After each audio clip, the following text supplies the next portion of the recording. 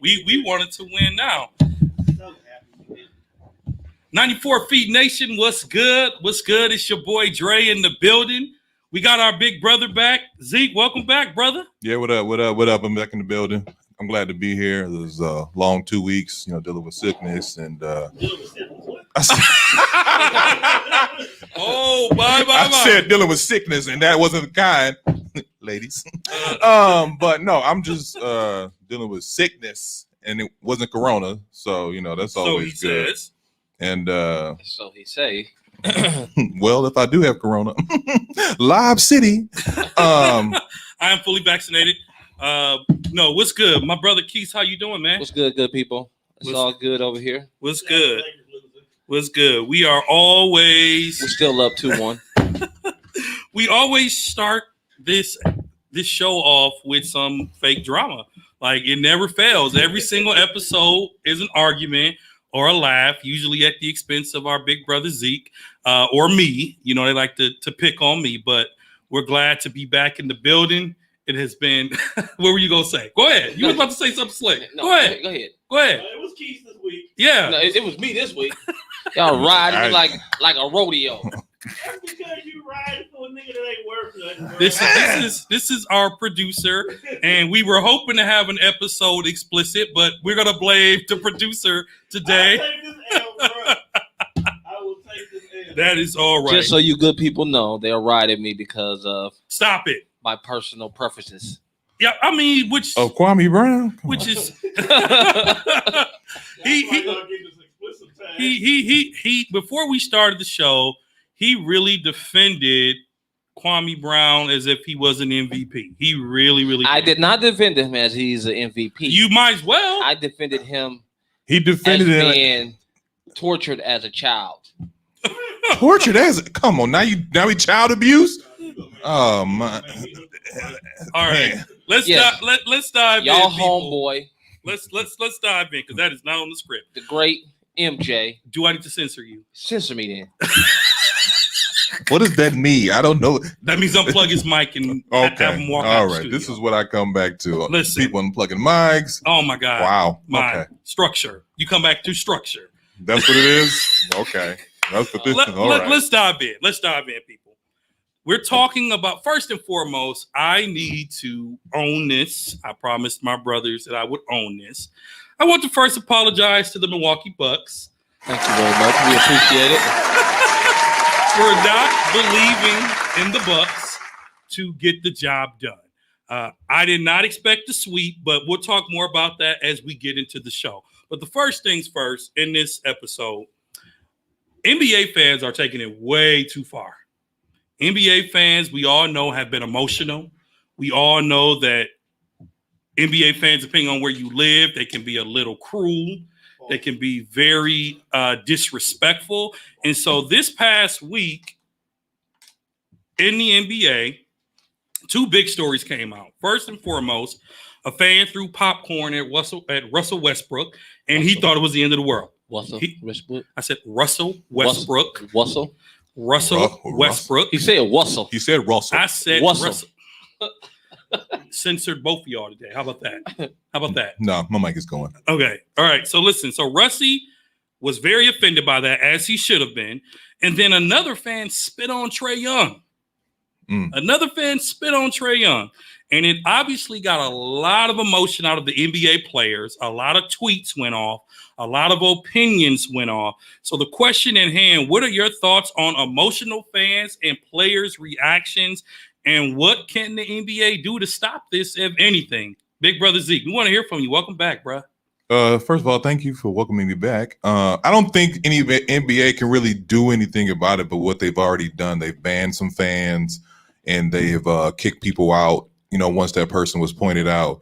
I find it interesting that you also forgot to mention what happened to Ja Morant and his family. I missed that. Bring us up to speed. They were in the they were at the Utah game in Utah. They were getting some racial slurs thrown at them. Oh, that shouldn't surprise anybody in Utah. So one of the things that the Russell Westbrook situation is very. I know you're not correcting me on names. Hey, sir, if you got the name wrong, you got the name wrong.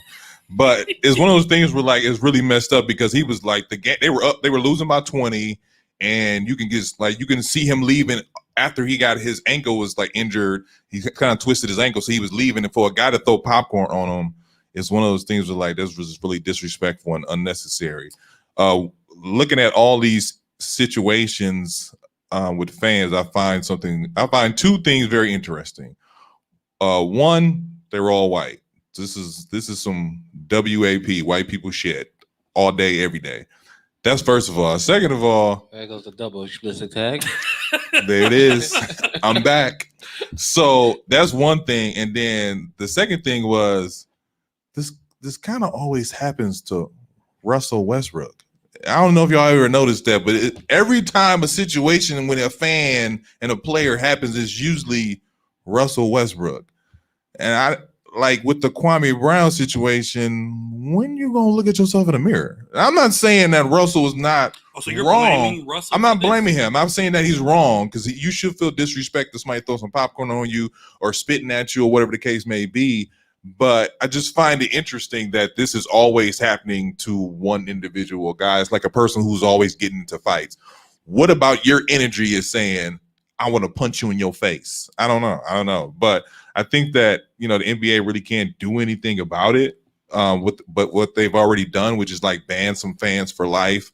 Some of these guys are season ticket holders, so they feel that they have like the privilege and the right to say whatever they want to say. And I always feel like once you go beyond the 94 feet that's on the floor, and not talking about basketball, talking about people, kids and their wives and stuff like that, you kind of do deserve to get ran up on. But most of the time when these players run up on people, they don't have anything to say. Well, I'm sorry, I didn't mean that. But it's like this to me, this is just some white people stuff because you'll never hear about black people reacting to this type of stuff like at no point in time. Well, I mean, let's not make it about race, but I get what you're saying. 3 words. Our producers weighing in. Meta. World. Peace. So since you brought that up, that's actually what I was going to say. The NBA won't be happy until there's another situation with Ron Artest and Ben Wallace. And let's not even go back to, first of all, we all know Ben Wallace started that melee at the Palace. He was overbearing. He was rude. And then all the fans in Detroit got involved. Indiana. He didn't run up in the stadium because somebody, I think, threw something at him. They poured their drink on him as he was walking out. But this all started because Ben Wallace.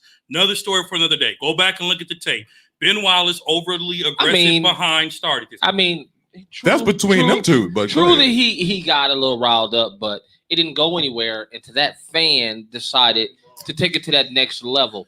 And I think when you're a fan, you have to be a fan and not try to be like you own the player and like you can do whatever you want to do to them. That's how I feel when a fan does that to a player. Like, you dumping popcorn on them because you think you paid enough money to do that. Yeah, you know what I mean? I think that just goes back to home training, man. I just think that here in America, we have very privileged people. We have people that feel like they can do and say whatever they want from the moniker free speech. We have people that believe, I'm just intense and in the game. I'm going to do this because I can. This is a whole new America that we're living in. We've talked about how it's been in America, especially the past 4 or 5 years, and people have a boldness that they wouldn't have otherwise. Okay, of course I'm going to hit Zeke in his jaw with 5 people holding on to him. Yeah, let me get a sucker punch in because I know they're not going to let him go to attack me.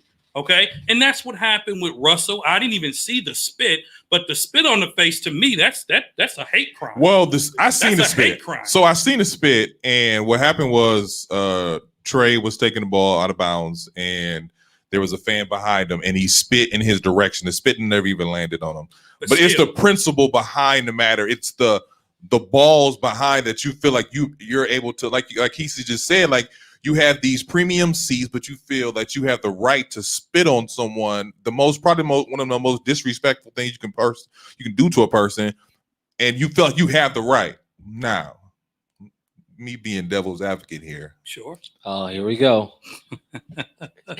When it comes to stuff like that in New York, I kind of like it. I kind of like it. It brings back that 90s feel. That Spike Lee and Reggie Miller going at it toe to toe. Now, without the disrespectful stuff. I like that energy. Like, I hate you. Trey talking that talk. But that why you always pick fights with us before we start the show? I don't pick fights with y'all. Now, will I correct you if you're wrong? Oh, I'm going to correct you if you're wrong. Listen, I like it when the fans are aggressive and they taunting the players, but it's a certain level of respect you have to have for these athletes. I do agree with that. Who are putting on a show for you to enjoy. You still have to have a certain level where you shouldn't go, and that's not. Especially spitting. Come on, man. Think about it. And on top of that, that's bodily fluids. On top of this, one of the things is messed up because we just got back to being in these arenas. Like, we just got back here, and that's really messed up that we're already talking about this, even though we just got back here. Well, again, too, I also think that as sports fans, especially football fans, but basketball fans is this show, we tend to be very emotional. I remember sitting at a Packers game and the fans behind me were taking roll call of what players were kneeling during the anthem. And they proceeded to call them vulgar names, disrespectful names. And I turned around and said, that's not even necessary. First of all, you're disrespecting them and you're disrespecting me. Being a person of color, hearing your personal thoughts because you don't agree with what they're doing. At the end of the day, you are a fan, okay? You can cheer and you can boo, but you can't make things personal. You can't call LeBron James the B word as he's walking by and think that's appropriate. That is disrespectful. I mean, what do you do, though? That's disrespectful. You can boo him. You can call him names. You can even call him a whiner. But to call him the B word, right, or to dump popcorn or to spit or to attack and harass, there's a difference between bullying and harassment. They're different. Okay? Let me ask you a question. They are different. Can I ask both of y'all a question? And harassment, hold on one you second. cannot do. But I think, hold on. How many times have you played basketball and the B word has come out? If you're playing with each other and it's in the spirit of competitiveness, if you and I are playing, let me finish. If you and I are playing and you talking and you jaw jacking to me and you call me a word, fine. But fans in the stand, as I'm walking back to the locker room, LeBron, you're a bitch. So my thing is, what does it matter what they say? I don't care about what they say. Mm-hmm. My only issue is when they make it physical. Like they want to throw the beers, they want to throw the popcorn, they want to spit. That kind of goes back to my question for both of y'all. As a person, as an athlete, and the money you make, that's part of it. You have to realize that's part of it. You just have to learn to ignore it. So I have to take your disrespect just because I'm an athlete to a certain level. Wait a second. Hold on, let me finish. Let me finish. But my thing is, that is what the event staff is for. When they see them doing that, that's when the event staff has to escort them up out of there. So my question for y'all is, entertain it and try to go up there like, what's crossing the line? What are you going to do? What's crossing the line between y'all two? I remember when my boy Mel and I, we were season ticket holders together, and we were in the second row of the Bucks-Knicks game. And I went to try to catch a shirt. And the security walked over to me. He said, no, we don't do that down here. He was like, you take a seat. You be quiet, you cheer. I just want to put this out there that Dre has also passed that along to every person that has been a season ticket holder that has been in his presence. He has passed that along. Yes, he has. To every single person. That has been a season ticket holder along him.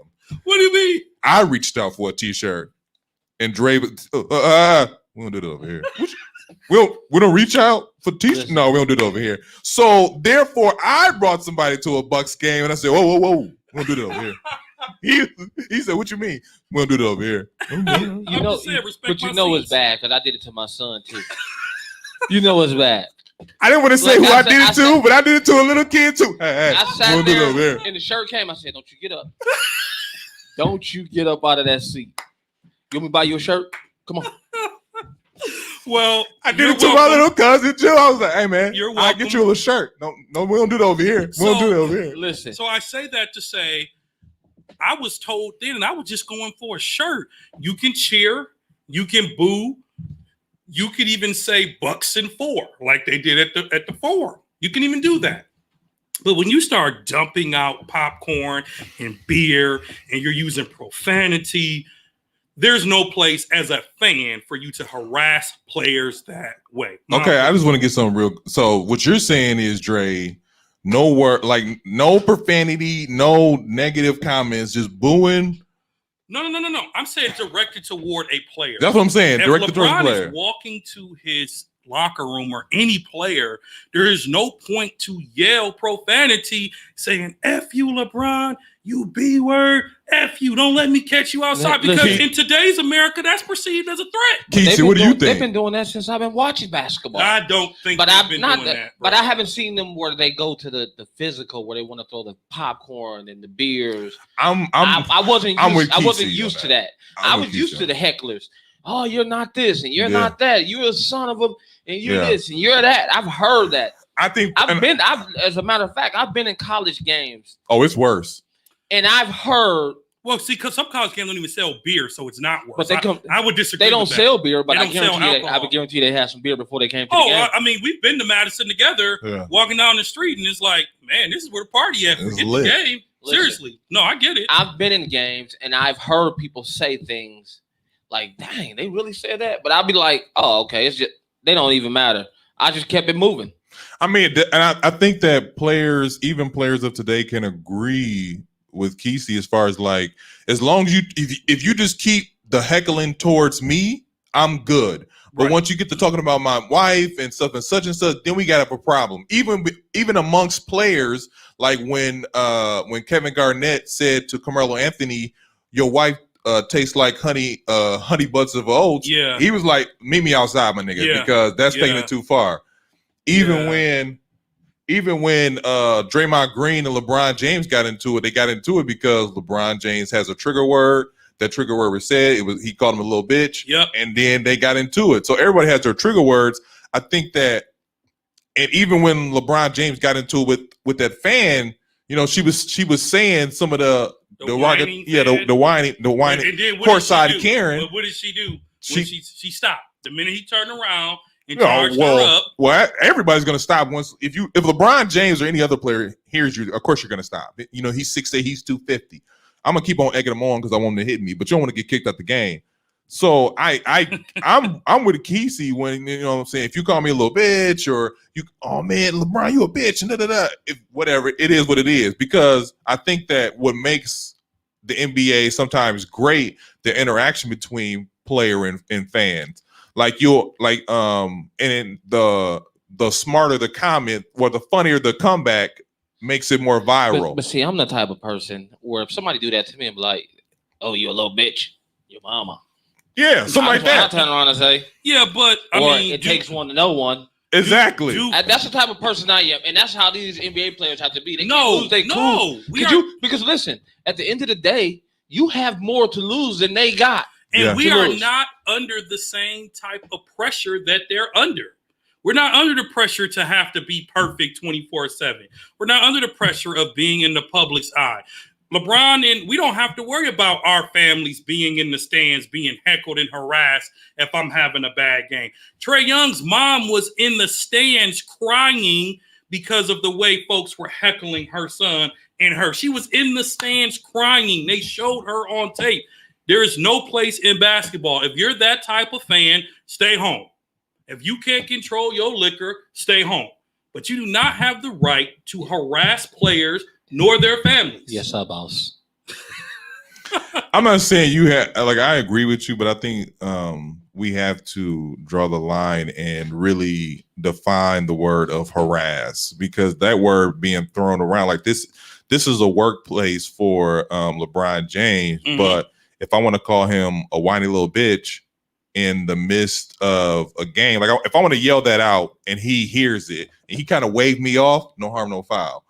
What happens is if he points me out and be like, hey, that guy right there, yeah, I want him out of here. Then it's a problem. But then I'm looking at you like, really, dog, that you that sensitive? When it comes to like racial slurs, I draw the line there. When it comes to derogatory stuff, like your wife was sucking my dick last night, and then I'm like, oh, really?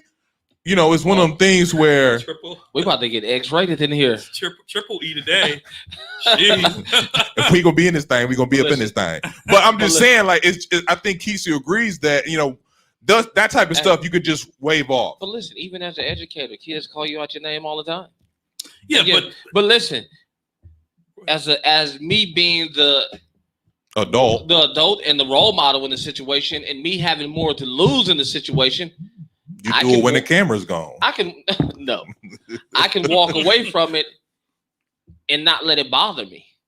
I think that's part of being a mature adult. Like, because at the end of the day, I still have a job to do, and I still got things to do. So and you have I can't let that be a distraction to what I got going on. Yeah. All right. Well, we agree to disagree, but fans. Yeah, I know you're going to disagree. Fans need to know their role. They need to know their role. What 94 does that feet. mean? 94 feet. What do y'all think? What does that mean? Huh? You said you knew I was going to disagree. What does that mean? Sarcasm, man. Oh, okay. Yeah, You want to fight? He got real aggressive. He He's you step outside for me. Now we know who's sensitive.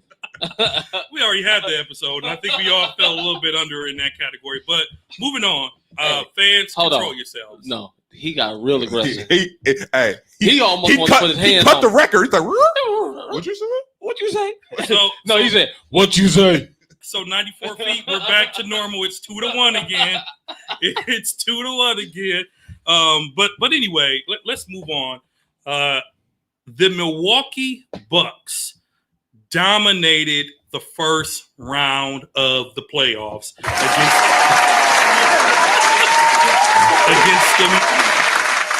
the return of the soundboard.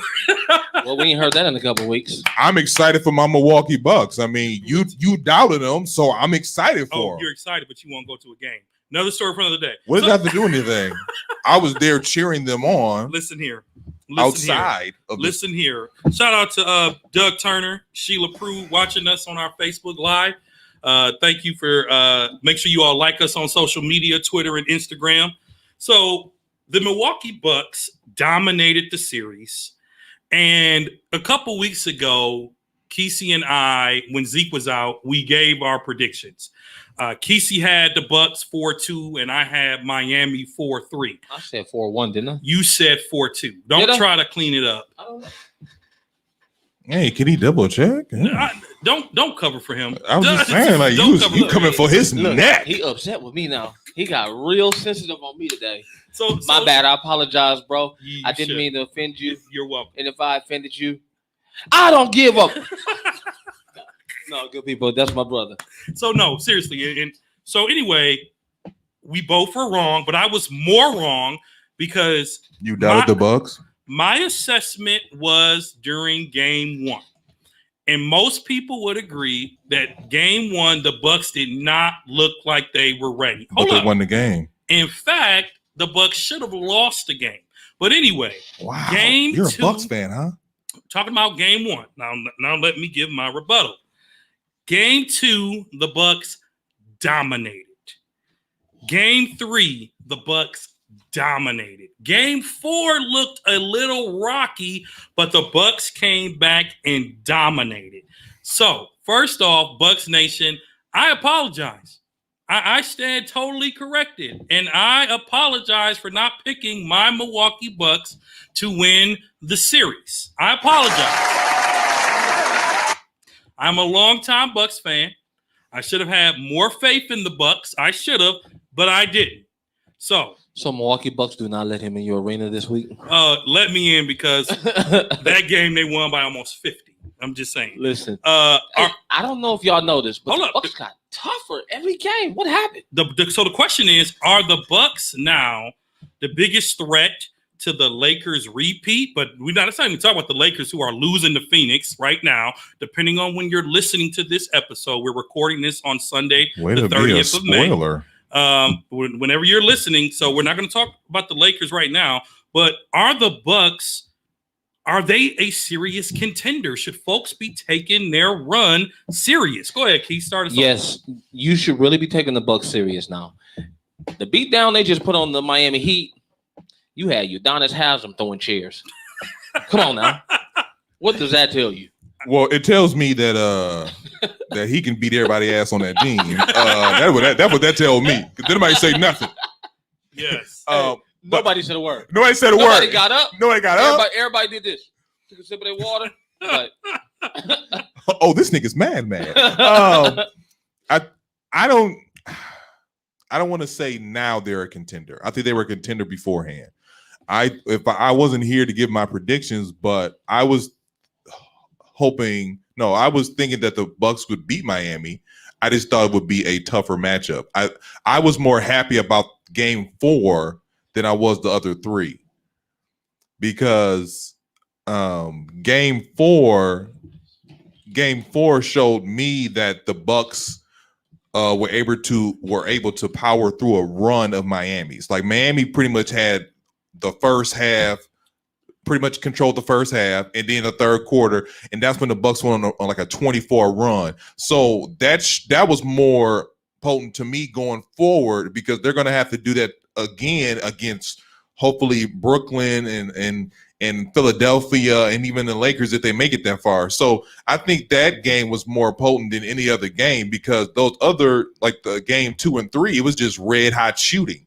But for them to fight through the red hot shooting, for Giannis to not, he missed his first almost 8 buckets, and then for him to record a triple double, that shows what kind of team the Bucks are. And I'm really excited to see how far they go. You know what? After that first game ended, and the Miami Heat played in game 2, game 3. The Miami Heat, I knew during game 2, and I think I texted one of you or both, that the Miami Heat was not a team we needed to worry about anymore. The Miami Heat, after game 1, did not look like a team that even belonged in the playoffs. The Miami Heat looked like a team that was built for bubble basketball. I'm talking after game 1. Game 1, Miami looked like it was a branch off of the bubble. Okay, none of us can sit at this table. If you play the tape back, Zeke wasn't here. You and I even agreed that the Bucks needed to step it up. We thought Miami looked great in the first game. I did, but after that game 1, I said if Bucks win game 2, it's a sweep. And you were right. And all I'm going to say is I was glad to see the fight in the Milwaukee Bucks. The Bucks, we saw the emergence of new stars. Okay, we saw Forbes come on and give us a little Steph Curry. I just want to say this, though.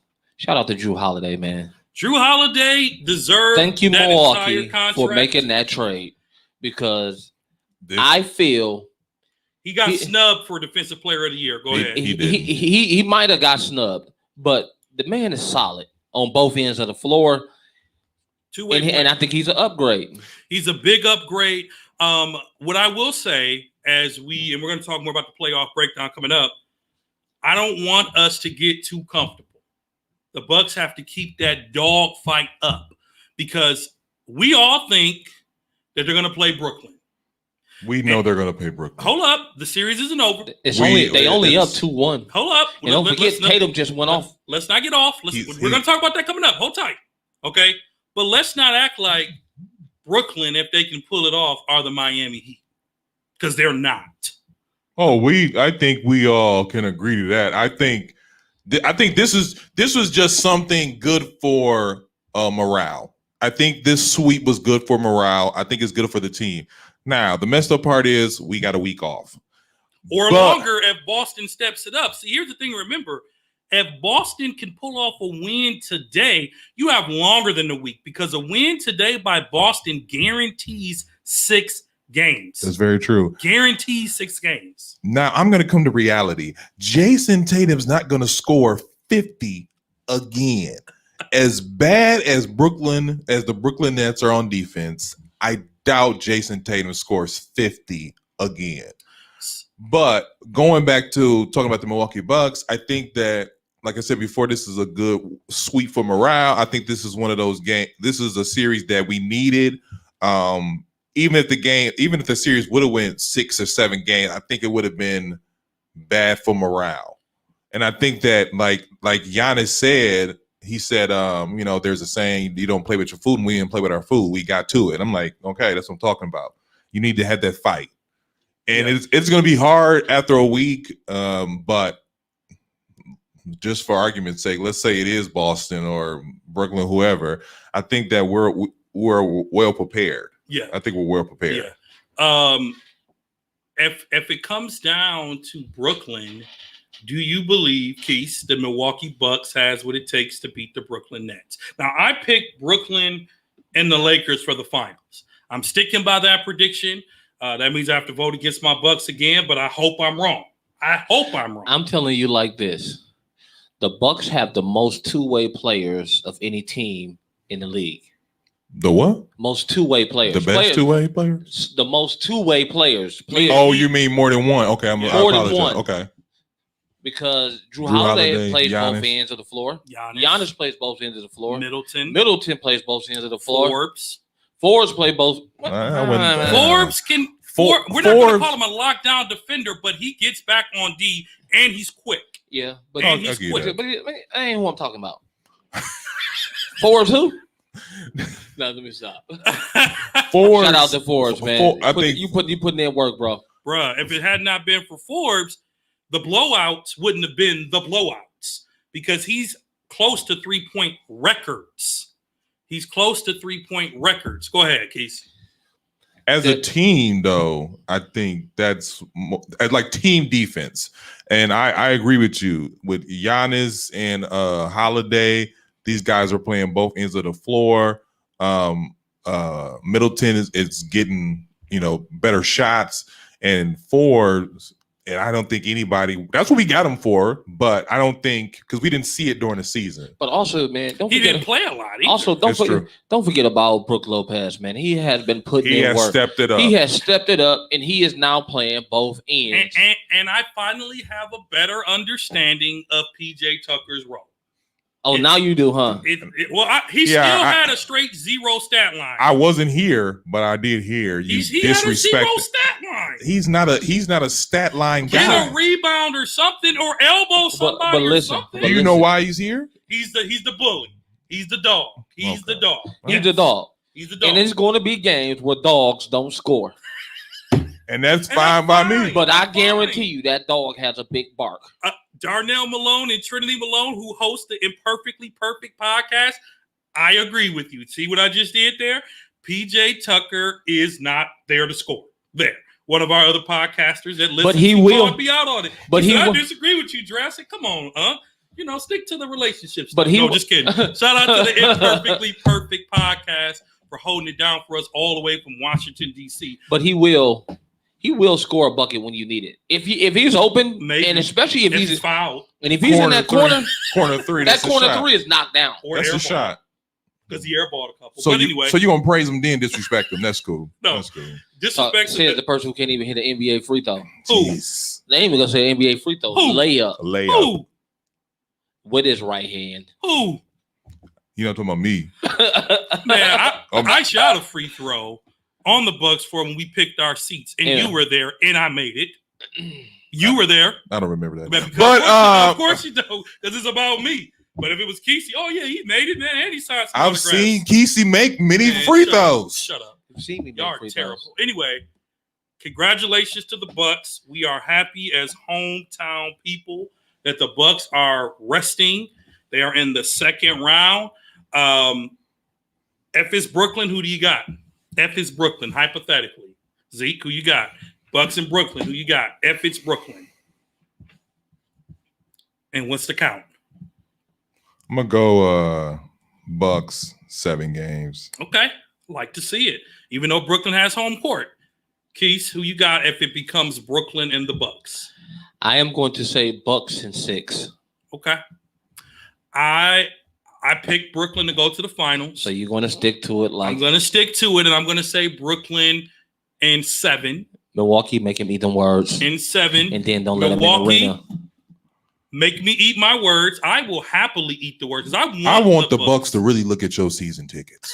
That's what I want the Bucks to do. Like, because I'm a basketball fan reporting on what the Bucks have shown. I'm just saying, I just feel like at every opportunity you disrespect the Bucks. How am I disrespecting the Bucks, saying that it's going to be a tough battle against? You said they were going to lose. To who?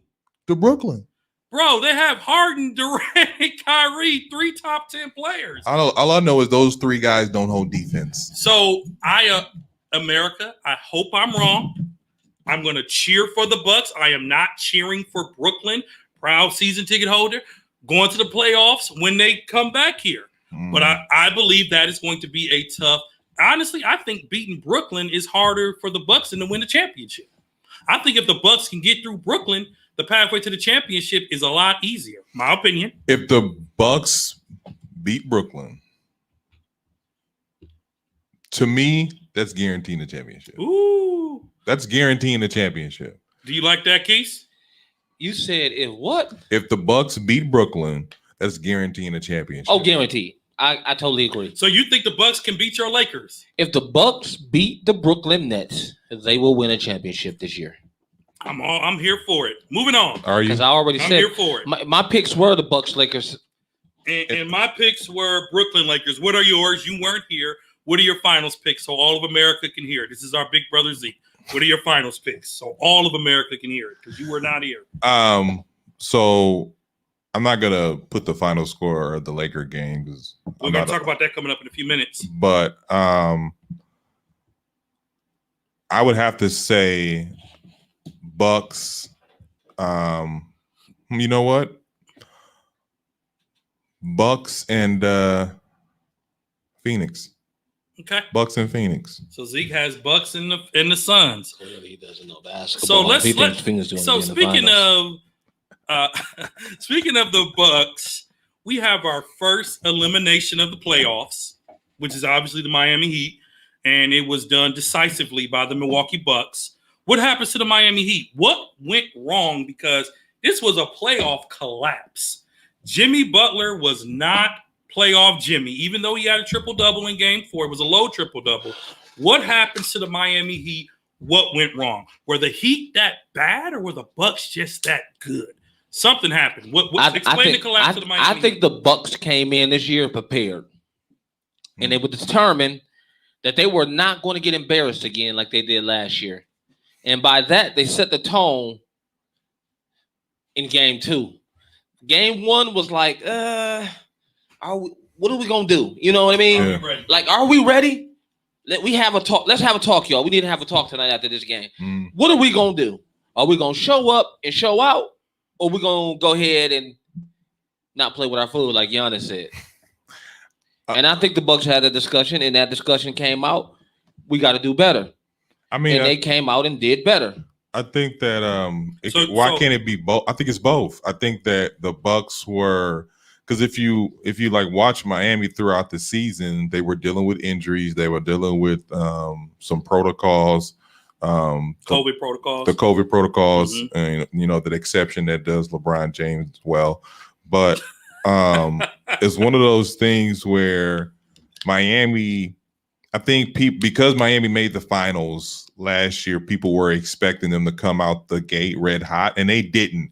They literally had to fight their way to the position that they got into in the playoffs. The 6th seed. People forget that they were number 6. Yeah, but they had to fight to get there. So you can kind of to me, you could tell that this wasn't the same Miami Heat with the energy and with the vernacular of the shooting, and it was just one of those things where I don't think people really believed in Miami when they first made it to the bubble, but for them to, collapse like they did, I don't even know if it's a collapse because, like I said before, this year has been a tough year for them.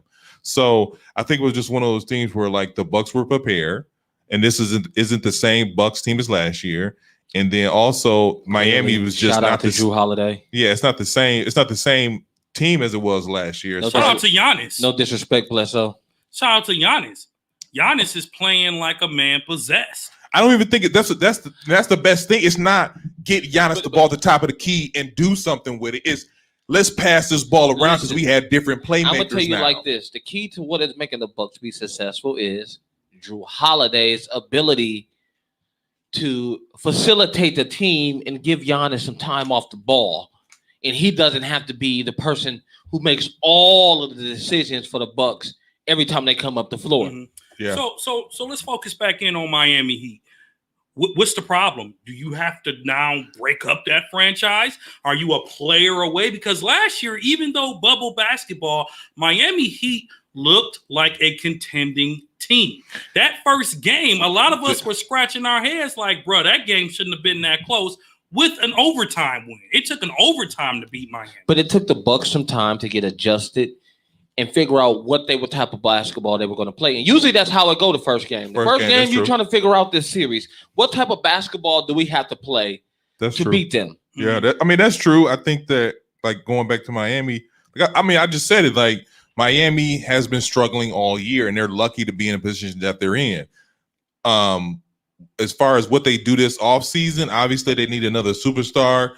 Obviously they need to make some decisions because they have I can't think of his name right now, but Victor Oladipo? No, not him. The shooter, white boy.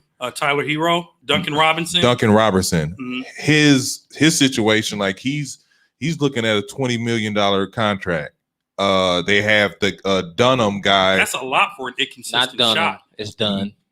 He's also going to be a free. Like, those are the two free agents that they have to look forward to. They got Bam and they got Jimmy, so they obviously need another superstar. And Bam is the only reason that the Heat had a slight chance in Game 4, and because Bam was actually making shots. He was making shots. I think Jimmy just looked tired. To me, Jimmy did look tired. He looked tired. Like I said, he was. They've been fighting all year, so I think that I don't think you have to necessarily break that team up. You just need to add different components to it, and I think the guys that they did add were veterans, and you try to mix the young with the old, and unfortunately it just didn't work out. But I don't think it needs to be a whole explosion of a team. Is the coach out? Is Spoelstra out? I don't think Spoelstrom's out, but I think the blame. Pat Riley likes him, that's why he's not out. I believe what caused Miami to lose is, like he said, they didn't make adjustments to how they should have adjusted to the Bucks playing them. Yeah, they kept some of the old heads out there just a little bit too long. And I don't want to say old heads, but veterans, I should say. I think Iguodala and Trevor Ariza is good role players. Trevor scored no points in Game 3. But he wasn't there for that. He was there for... He's kind of like that Tucker role. He's there to kind of intimidate you. He's a 3-and-D. If he had to. Yeah, he was a 3-and-D guy. Hit the 3-corner three. Do a push-up off Giannis' chest. That type of stuff. Which was terrible. Like, what were you thinking? Almost stepped on his ankle when he got up. Did you? Oh, no, yeah, he did. I thought you said you almost stepped on his ankle when he got up. Ariza, if you watch the play, he almost stepped on Giannis' ankle. He gets down and dirty if he needs to. Don't get it twisted. Okay. So we don't think the Miami Heat need to panic just yet. I mean, what's your opinion? Well, I think the Miami Heat, I think Jimmy Butler showed us once again that Jimmy can play, but Jimmy is not who you build your team around. Jimmy is the person that you add to the team. So, like you all argue about Kawhi Leonard, which we're going to get into a little later, I don't think Jimmy Butler is your guy. I don't think he can be the guy. I think he can be the guy next to the guy, like he was in Philly, like he was in Chicago with Derrick Rose. So Jimmy needs another player to help take that load off him, because I don't know if you all noticed, when Jimmy has a bad game, Miami has a bad game. I mean, I want to differ you just a little bit. Just because if you're the superstar, you're the leader of this team, that's how it's supposed to go. You have a bad game, we probably end up losing. But I'll say this about Jimmy. Even if he is the sole superstar, I don't want to say he's the sole superstar, because Bam is starting to come out as, that they're that 1-2 punch. But I think that, Jimmy record kind of speaks for itself. In Minnesota, he was that guy, even if, when other guys weren't stepping up. Same thing in Philadelphia, because when he was in Philadelphia, Philly had some stars playing next to them, bro. But it was one of those things where, like, they weren't adding up to the superstardom. I think this year is Joel Embiid show. Simmons is going to probably win Defensive Player of the Year. What do you mean? He's not going to win Defensive Player of the Year. Okay. But, as a matter of fact, he didn't win Defensive Player of the Year. Rudy Gobert did. Did they already announce it? I don't Pretty think much. they announced it. They didn't announce They it. They didn't didn't announce it yet. Yeah, Okay, he it's should probably win gonna it. win. That's why I picked. But go ahead. But I think it's just one of those things where, like, Jimmy track record has proven that he can hold down a team. I think this year just wasn't his year, and you can't expect. Besides LeBron James, I don't expect guys to pull off a solo, hold the team down every single year. I think Miami. Wait. So then why are we paying you the superstar dollars to hold our team down? I don't expect it. I'm not. What I'm saying is, what the problem is. what I'm saying is LeBron James. If I have LeBron James on my team, I expect to make at least the Western Conference Final, at least the Eastern Conference Finals Every year. Every year. What What I'm saying is, when it comes down to guys like Jimmy Butler, I don't expect to make the NBA Finals or the Eastern Conference Finals every year just because Jimmy Butler's on my team. So you mean to say that Jimmy Butler should have went aside LeBron James and helped LeBron James get over that hump? I didn't say that, Kesey. That's what you want me to say. That's kind of what you said. Sort of, kind of, you know what I mean. You know Or, what? you know- I'm gonna let you throw that layup. I'm gonna let you throw that off the glass, and then I'm gonna roll with that. You do it for me. I'm gonna throw it off the glass. You let you throw it off the glass. I'm gonna roll with that. So Jimmy Butler, Miami needs to attract another star. And they might can get Kawhi Leonard because he'll be a. But see, don't forget they got Victor too.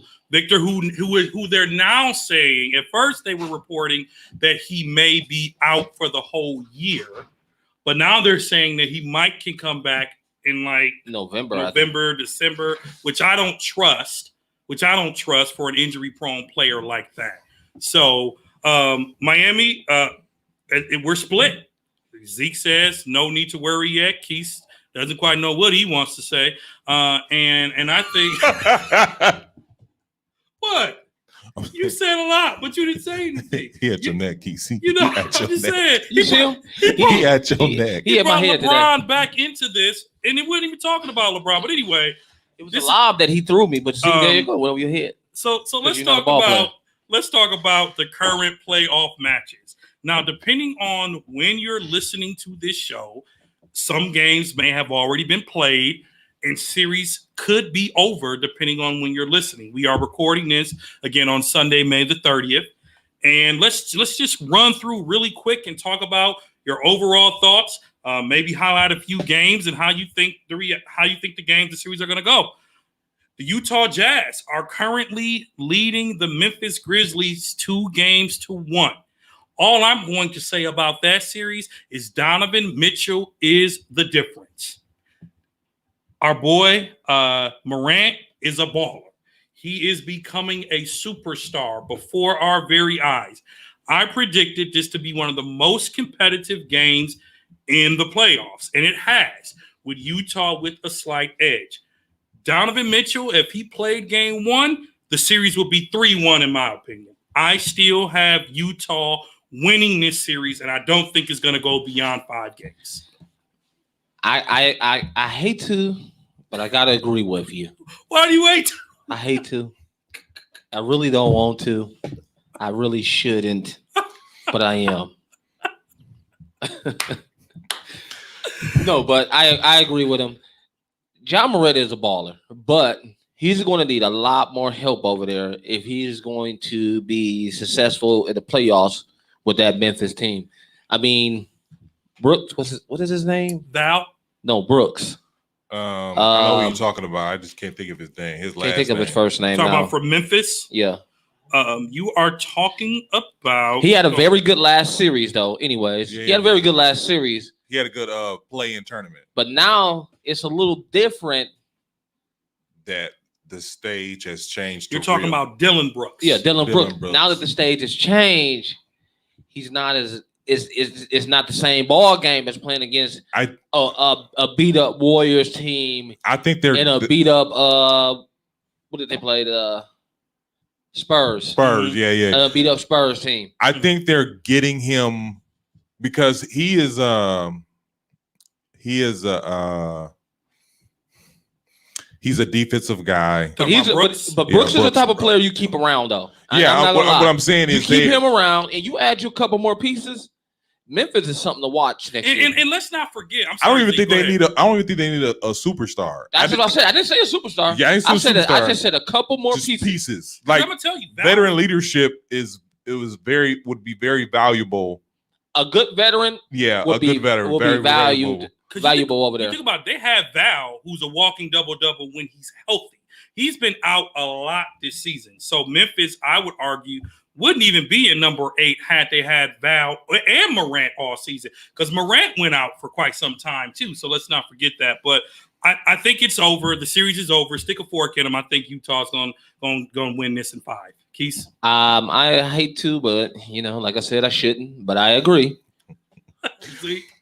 I have confidence Memphis might get one more. Okay, so because they're too close to getting these these 2 losses. They've been really close to winning those games, and I think they haven't been able to finish the job. But they've been close in late fourth quarter. So I think they may be able to get one more out of there. I'll tell you this though, if Utah wouldn't have brought Mitchell back, they would have been in trouble. They would have been. They would have. If Mitchell was really hurt and he couldn't have came back when they wanted him to come back, Utah would have been in trouble. I already told you, Memphis to me that had a chance to be the most competitive team, and then Phoenix said, "Wake up!" But if Mitchell played game 1, it would be 3-0. But moving on, the Los Angeles Clippers and the Dallas Mavericks. They did not expect to see Luka. Listen, I thought about you the whole time. This is Zeke's boy. Dallas is up 2-1.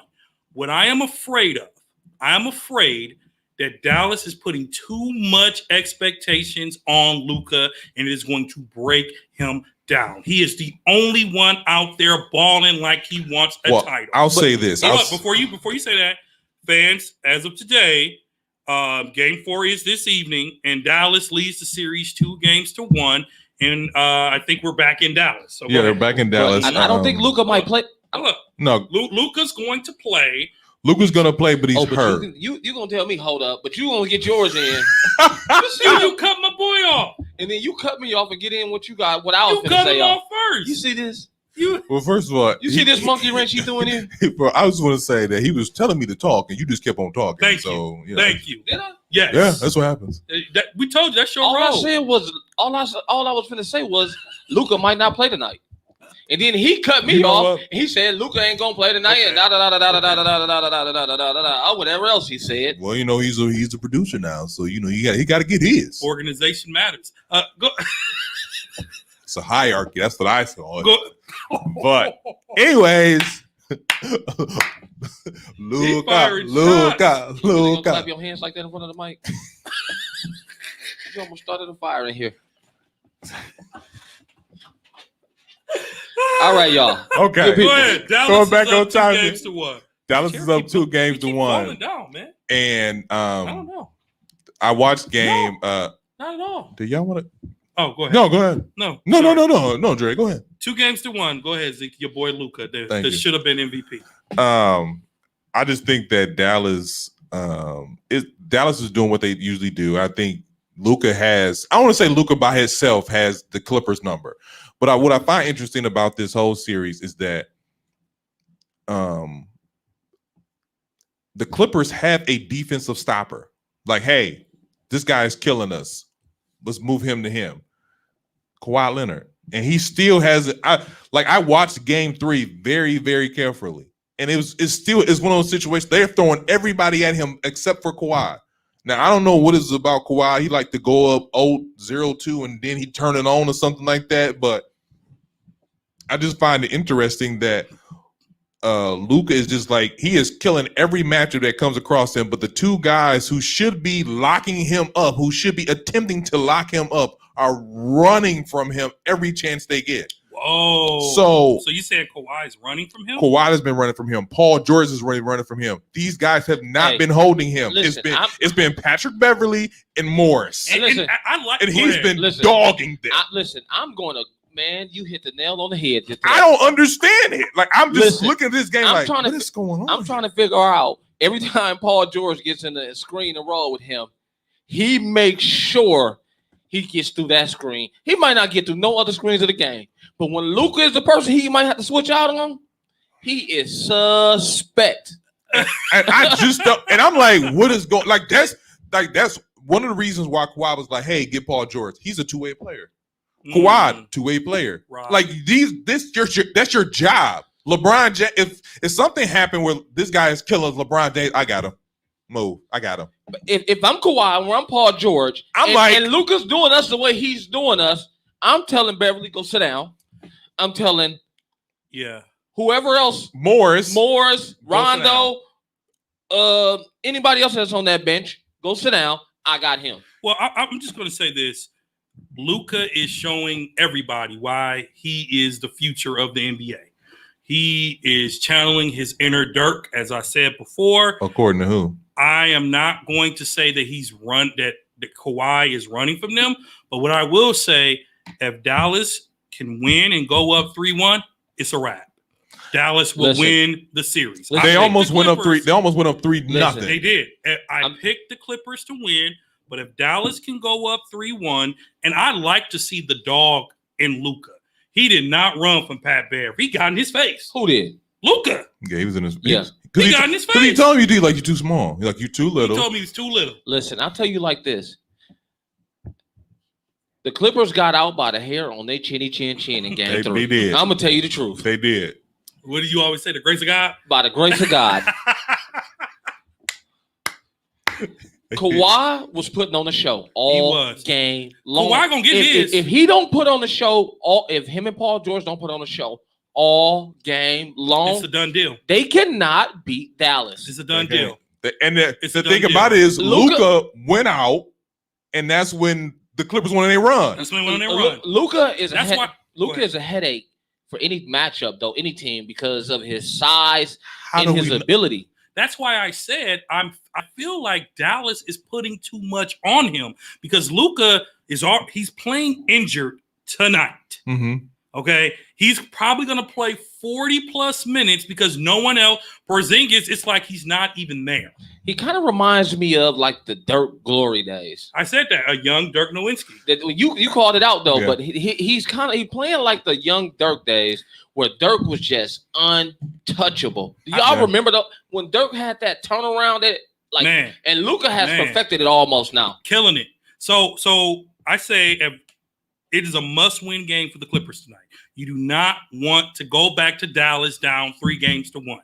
I'm sorry, back to LA. Yeah, back to LA. You don't want to go home 3-1 because you can't stop Luka. What you got? As far as the series, what do you like coming up? Do you still got Dallas? Or because you didn't tell us, so this is your chance to give us what you thought. I picked the Clippers, but if Dallas goes up 3-1, it's over. Stick a fork in the Los Angeles Clippers.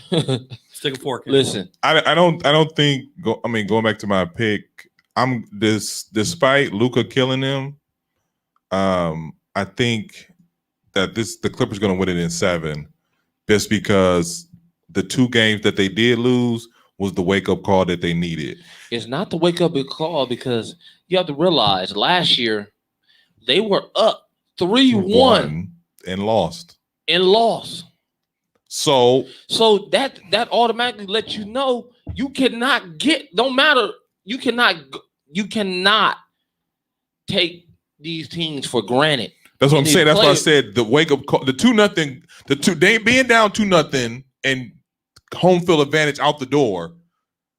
I think they're gonna. That's the wake up call. George to come on and say we're not worried and we're down 2-0. That was the stupidest guy. Well, I mean, he's the same guy that said Dame's shot was a lucky shot when he eliminated the Oklahoma City Thunder 2 years ago. So Paul George is going to Paul George. I mean, come on, Paul. That's what he's going to do. I like your game, bro, but you cannot. When he shows up, you have to be worried. You're down 2. You were down 2-0 to somebody you can't guard. He can't guard it. So according to my brothers, Luka is unguardable. I'm talking about for the Clippers. Okay. But the Clippers. He has the Clippers numbers. Okay. It's kind of like how I thought Miami had the Bucks number. Yeah, same. The Dallas Mavericks got the Clippers number. All right. And I think they're going to beat them in 6. Let's move. Go ahead. And I mean, going back to it, because you were kind of hinting at, like, what do the Clippers do if they lose? Oh, Kawhi's out of here. But that's another story. Let's talk about that next week. Let's Let's talk about that next week. Denver and Portland. All I'm saying is Joker, the MVP, will get his. And if he doesn't, when Joker leaves the game, Dame should be in the game. Because Joker's the only player on Denver who can do anything to keep them in it. When he's not playing, it's like this game is boring. This game is boring because nobody on Denver can do anything if he's not having an on night. It's a 2-2 series. I think it's going to go the long haul. Portland beat the brakes off of them yesterday. 20-point victory. Dame was Dame.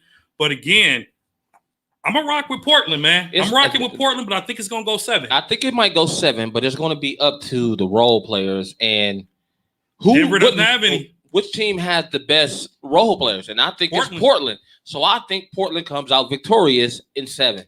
I think that they're tied 2-2. They play again on June 1st. so home field advantage is out the window now. Yep, doesn't even matter. So I'm gonna go with I'm gonna go with Denver just because Portland is their overall team. Excluding Dame, they're inconsistent. Portland is very inconsistent. Dame could have inconsistent when Dame is gonna get you 30. He's gonna get you 35. He's gonna shoot from half. It's Dame time. We get it. But his team is inconsistent. But I think the key to them being successful so far in this series is the bench.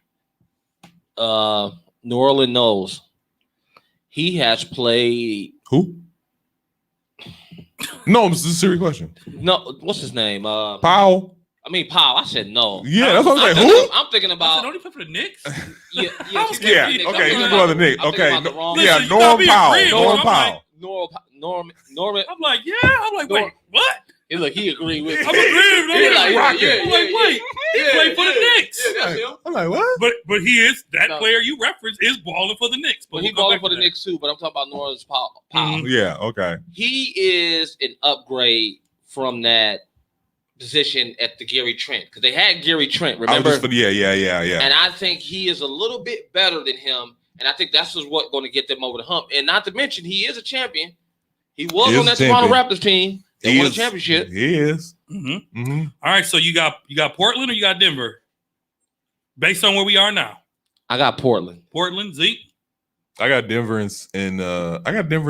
Okay, Denver in 6. No, I'm sorry. I got Denver in 7. All right. Whew.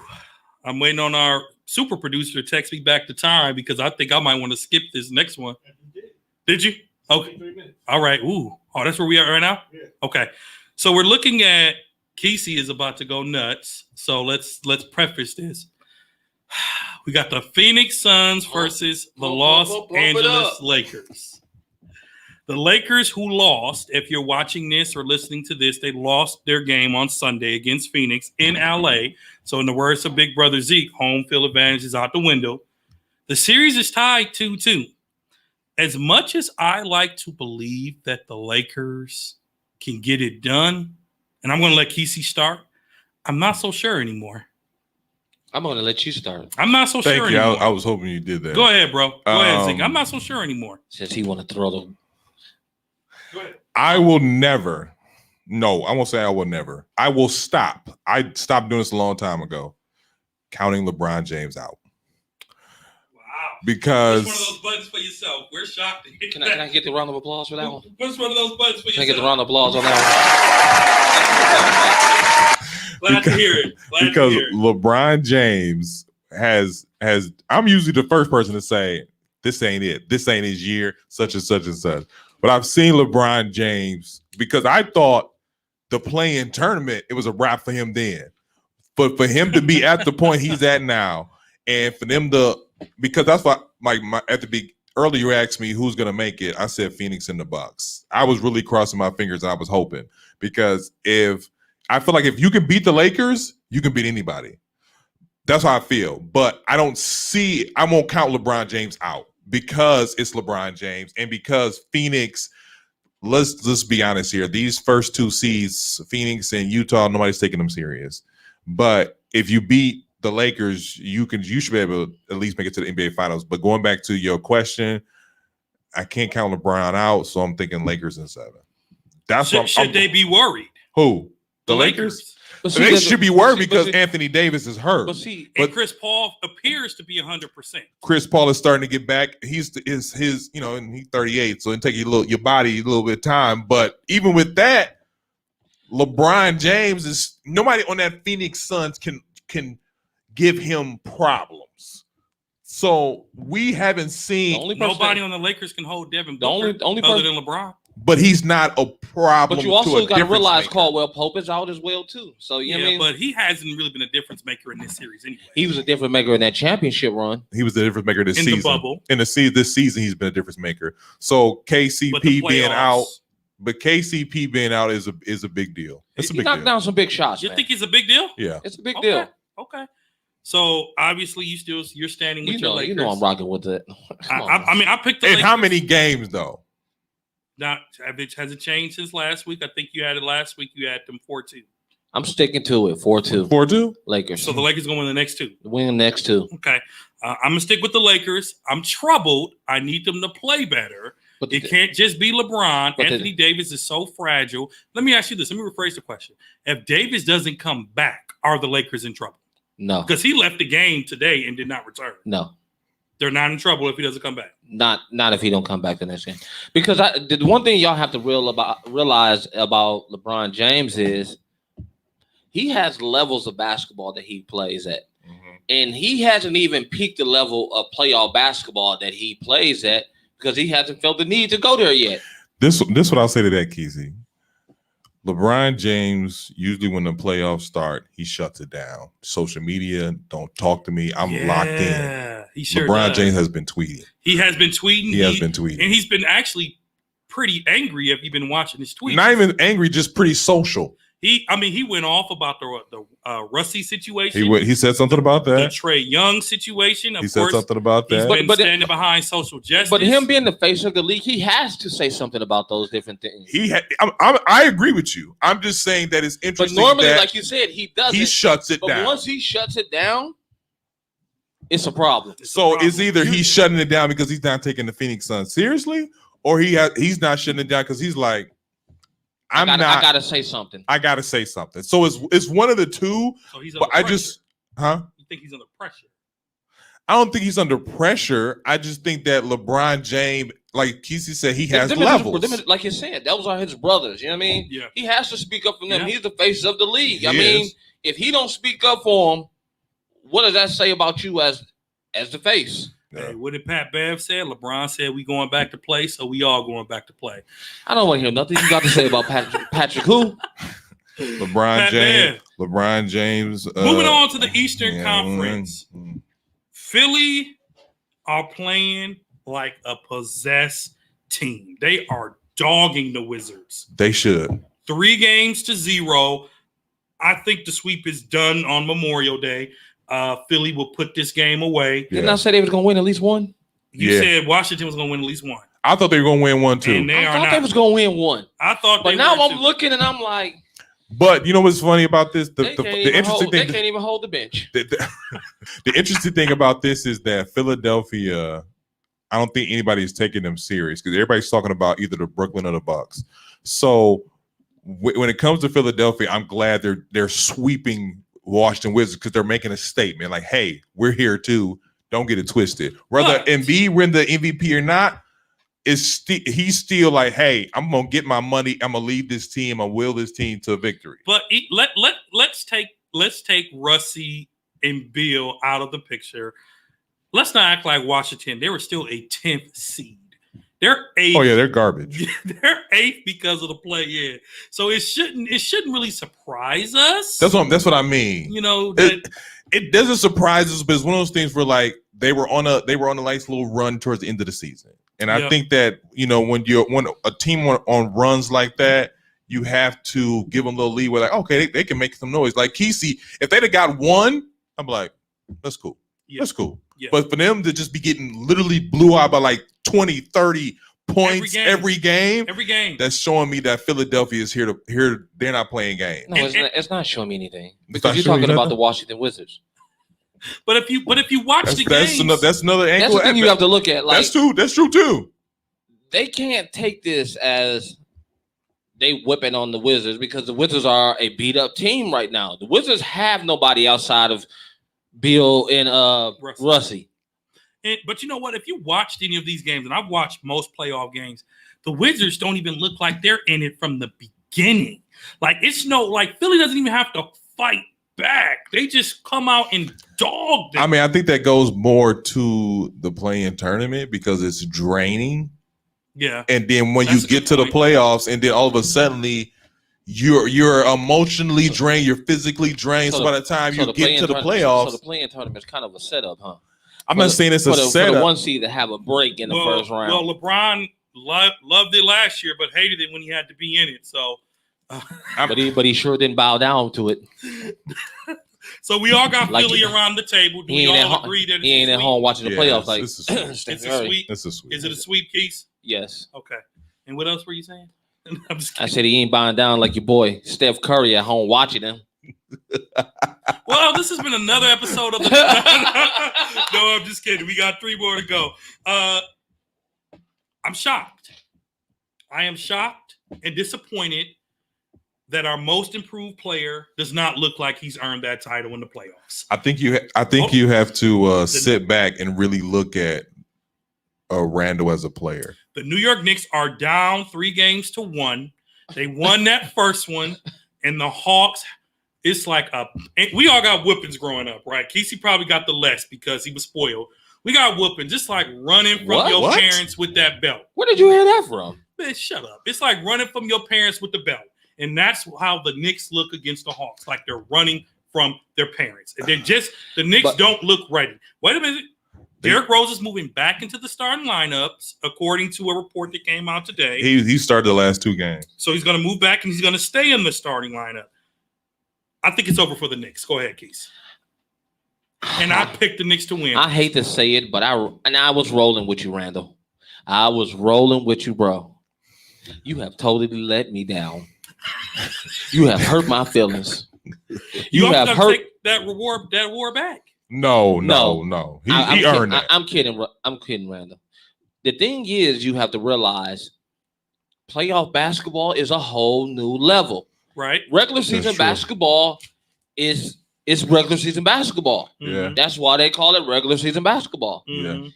And with this being his first go round, that was my point. It's tough. So this is a learning lesson for him. Okay. Of what he needs to do, what he needs to do, what he has to watch for, what he has to prepare for. So is it conditioning? It's not conditioning. It's just when it comes to the playoffs, it's different. Every time Randall touches the ball, it's a double team coming from every way. Side note, which he is not used to all regular season. Side note, and we're gonna get back to the Knicks, but did y'all notice that they were Jordan ruling Holiday? They were what? Jordan ruling them, putting 3 defenders on Holiday. Like he couldn't even get past the court. Drew Holiday during those Bucks games. Go back and watch the highlights. They had 3 defenders on them. Go ahead. Back to the Randall and the Knicks. What?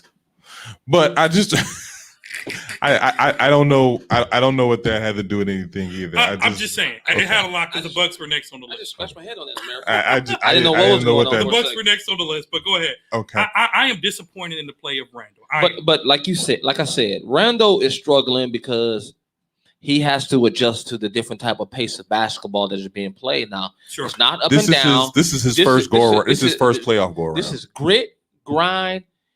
Every play is aggressive. Not every 3 plays is aggressive. Every single play is aggressive. Every single time he touches the ball, you got to be ready to make a decision. Either you're going to score or you're going to get the ball out of your hand. And I don't think he's adjusted to getting that ball out of his hand fast enough in order for his team to be successful. And that's why they're losing. Okay.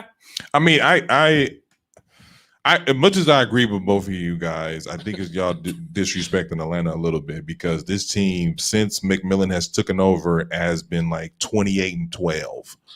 This team was at the bottom of the bottom, and they have worked their way all the way up to the position that they're in. This team is balling. Trae Young is a bona fide young superstar. I think that they have shooters built all around him. The fact that they are playing this good without Lou, like he's not the first person to come off the bench, and it's still one of those teams where like you have to watch out for them. They're a little sneaky team. You said, hold on a minute. Yeah. You said that they ain't the team without Lou. I said they haven't been playing. He's not the first person off the bench. He's not the sixth man anymore. You talking about Wing Lou, right? Yeah, Wing Lou. Yeah. Don't act like he in LA, he was the first person off the bench. Okay. 6 man of the year 3 times. Over right? there, that was okay. Over in Atlanta is not. Over in Atlanta, Trae is getting the minutes. I'm saying what I'm saying is he he still has to be taken off the bench. But what I'm saying is, well, first of all, it looks either one of both those teams have been doing better. But I'm just saying that Atlanta is a better team overall. They are Than the New York Knicks. They are, and unfortunately, with Randall struggling, the whole team seems to be struggling because Derrick Rose is getting his, but everybody else is missing. So it's like RJ Barrett's like he's not even there. Do you even want his first year? Do you know why that is? This is their first year. And Rose, D Rose is a veteran. A veteran. He's a veteran, and unfortunately, even as a veteran, like we've all know, D Rose has lost a step, but so he can only do so much. Yeah. As far as these games go, I think New York will win. They'll win their next home game, and then after that, the series will be over. Yeah, 6 games, and that's nothing to frown at. I tend to disagree with you only because when I look back at this, I did have faith in the Knicks. I think I said the Knicks. I think I picked 7 or maybe 4-2, but there's really not a big difference between the 4 and the 5 seed. There's not a big difference. There's a couple game difference. So it can traditionally, if you've watched the NBA, it has gone both ways. I think the Knicks, they blew it. It's over. Atlanta's in their head. Trae Young is playing like a superstar. He is a man possessed. He was disrespected. His family was disrespected. And he's trash talking. And he's embraced the villain role. He doesn't want to be the eat your vitamins, say your prayer character. He wants people to boo him. He wants you to do that. He got people blowing in his hair. The player is blowing in his hair on the court. He has embraced. Eat your vitamins, say your prayer. Hulk Hogan, man. That's a old wrestling reference. Don't act like you don't know. Never heard that. I don't know. So don't get him, bro. Get him, Mr. Producer. Listen. Trae Young has embraced that role, and he is balling. And he's the glue to the success of Atlanta. So this series is over. Atlanta wins it 4-1, in my opinion. And the final one. Hold on. I think you are somewhat right, but I think some of the role players around Trae they're balling too. They elevated a little bit higher than I expected them to. Yeah, like John Collins and. Bogdanovich. Collins has been a baller. Y'all just didn't know the name. Listen, no, I knew his name. I knew he was a baller. But they have stepped it up. And you're a hothead. Yeah. What? Okay, go ahead. That's what you call a hothead? No, he's toned down. I'm not saying he's a hothead. I'm saying he's young and he's young playing. Cabela is the guy who has been getting the double-doubles. What's the guy name that the Bucks messed up? You said his name. Bogdanovich. Yeah, I see why the Bucks wanted him. I see why the Bucks wanted him. Man, he has a man. I'm telling you like this. He is sharp. I've seen a couple of his releases. Sharp. I'm talking about 0.4. Yeah. 0.5. Oh, he can score. He can certainly score. And he can shoot. Like he can shoot. He got a 0.5 release. Yeah. So I see why the Bucks wanted him. Like, I see why y'all wanted him. Just give him somebody like him with a Giannis. Scoring. Yeah. We could have used that scoring. I mean, Brogg is good. Him and Trae together are great. I got Atlanta. I got Atlanta in 6. I got Atlanta in 5. I got Atlanta in 6. All right. And then the final one, we already know the Bucks. Now I guess I can say it. Drew Holiday was Jordan ruled. They had 3 defenders on him, but that series is over. Bucks is the only team to pull off a sweep. The final series is Brooklyn and Boston. They play tonight on TNT on the 30th. What do y'all like between Brooklyn and Boston? Brooklyn's ahead 2 games. All right. 1. Let me go ahead and get started first. Go ahead. Because you know I'm on Brooklyn's. Yes. I'm on that. Listen. Dude hates Brooklyn. Listen. He hates Brooklyn. Brooklyn is by far lucky. They get by luck to me. And I think their luck is going to run out at some point. And I'm hoping it's the Bucks. But I know they're going to beat Brooklyn. I know they're going to beat Boston. But to let Tatum put up 50 on you. They don't hold defense. They don't play D. And Tatum's not But I'm just saying. Think about that. They let Tatum put up 50 on them. Good 50. You let Giannis put up 50 on you and y'all going to get beat by 50. That's all I got to say about that. And here's the thing. Tatum put up 50 and they only won by 6 points. So if I'm Brooklyn, I'm not worried. But you got to realize Kevin Durant had 39 and Harden had 40-something. I'm gonna tell you the difference. Kyrie only had 16. Yeah, that's the difference right there. Dre boy, Kyrie, that's the difference right there. I think he made a bold comment like Kyrie tends to do. He wasn't wrong in his comment because Boston is racist as it get, but it was still one of them. It was still one of them things where like, oh, that's what we need to do to get in your head. Now, obviously, he didn't say anything. They didn't say anything to him during the game, or he would have said something. But I think it was already in his head. He was already in his head because of the feedback he got. So, but once that's over with, Brooklyn's going to do what Brooklyn does, which score a lot of points, and they're going to get them out of here. I don't even see Boston should be happy that they won the one game because they were looking like they were going to get swept too. Yeah, so if Boston wins tonight, what do you say? If Boston wins tonight, first of all, we all need to buy lottery tickets because I think the sun is shining on. Everybody in Boston needs to get their scratch off right away. That's number one. But if they do win tonight, they're gonna lose that series. Now, if it goes to 6 or 7 games, that's more telling about Brooklyn than it is about Boston. Yeah, and I agree 130%. If Brooklyn lets Boston take them to even 6 games, the Bucks should beat them easily. If they let Boston, because Boston is not a team that's prepared to beat the Nets. They are not a team prepared. I have Brooklyn ending this week 4-1, and they'll do it decisively. I'll tell you like this. If Boston lets Tatum lead them like he led them the last game, they might have a chance to win one more game. Okay. But other than that, they cooked the barbecue chicken. That's you gotta say it the right way. And they are barbecue chicken. They are barbecue chicken. That's all I got to say about that. Thank you all for sticking with us on this extended playoff episode. It is great to have our brother Zeke back in the building. We miss your humor. Who said it's great? Welcome back, my brother. Where he was at. Listen to us on Spreakers, Google, iHeart Podcasts, Apple, Spotify. Like, subscribe, share, rate us up. Like us on social media at 94 Feet Podcast. That's 94FT Podcast on Twitter, Facebook, and Instagram. Thank you for listening. We appreciate you. Go Bucks. All right, peace. 94 feet. Fuck this shit, I'm out. Oh, my God. You see that? I knew he was going to do that. Can you edit that out? So, can you edit that out, please? Oh, my God.